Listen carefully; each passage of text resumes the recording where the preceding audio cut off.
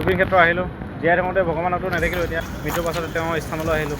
এতিয়া ভগৱানৰ স্থানলৈ আহিলোঁ। এতিয়া জুবিন দাৰ প্ৰতি থকা মানুহৰ মৰম এবাৰ তেজেৰে লিখিলে।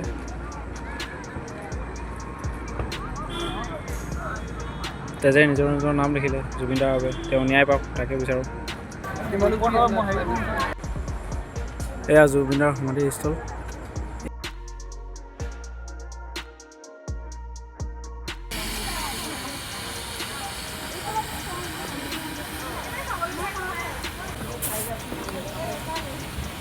জুবিন দাৰ আটাইতকৈ ভাল পোৱা গছৰ পুলি নাহৰ পুলি।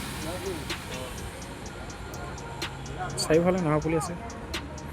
সকলোৱে দি থৈ গৈছে মৰমত জুবিন দাক।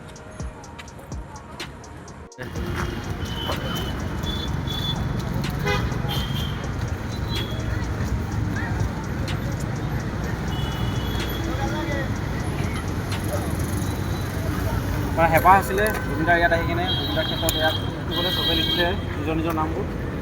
হেঁপাহ মই মনত হেঁপাহ আছিলে যে আহি কিনে জুবিন দাৰ ইয়াত মোৰ নিজৰ নামটো লিখা জুবিন দাৰ ডেট লিখিবলৈ, কিন্তু ঘৰৰ সেইকাৰণে মাৰ্কাৰ লৈ আহিছিলোঁ। হেঁপাহটো আছিলে এতিয়া নহ'ল। জুবিন ক্ষেত্ৰৰ চাৰিওফালে তেওঁ এতিয়া নোহোৱাটো, তেওঁৰ চাৰিওফালে তেওঁ বিৰাজমান এতিয়া। সকলোৱে তেওঁৰ ফটোৱে য'তো হ'লেও তেওঁৰ ফটোৱে দেখিব।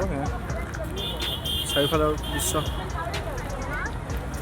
প্ৰথমবাৰ গুৱাহাটীলৈ অহা তাতে জুবিন দাৰ ক্ষেত্ৰলৈ আহিছিলোঁ, জুবিন দাৰ ওচৰলৈ। তাৰ স্মৃতিস্বৰূপে জুবিন দাৰ ফটোখন ল'লোঁ। ঘৰত লগাই থ'ম, সদায় চাম এক ফটোকপি।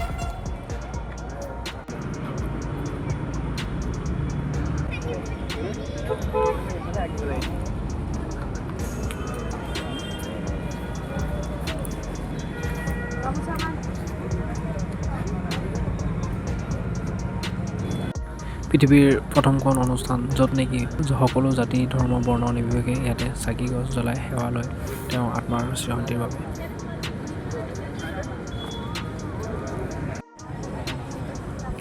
জুবিন দাক ৰাইজে দিয়া মৰমবোৰ ধুনীয়াকৈ সজাই ৰাখিছে। চাওক কিমান সযতনে সুন্দৰভাৱে সজাই ৰাখিছে। ইয়াতে সকলোৱে সেৱাও লয়। এতিয়া আমি পাই গ'লোহি টিপুক আৰু ভিডিঅ' নবনালোঁ, গা ভাল নাই। আমি এতিয়া ৰখি আছোঁ তিনিটা। এইটো লাহন, এইটো দীপাংকৰ আৰু যোনকেইটা আছিলে সেইকেইটা ঘৰত গ'ল। এইটো বাইকত আহিলে, মমাইক আহিছে, ভাইক আহিছে, তেতি বাইকত গৈছে। আমি অটত যাবলৈ ৰখি আছোঁ। ভিডিঅ'টো ইয়াতে সামৰিছোঁ। Thank U.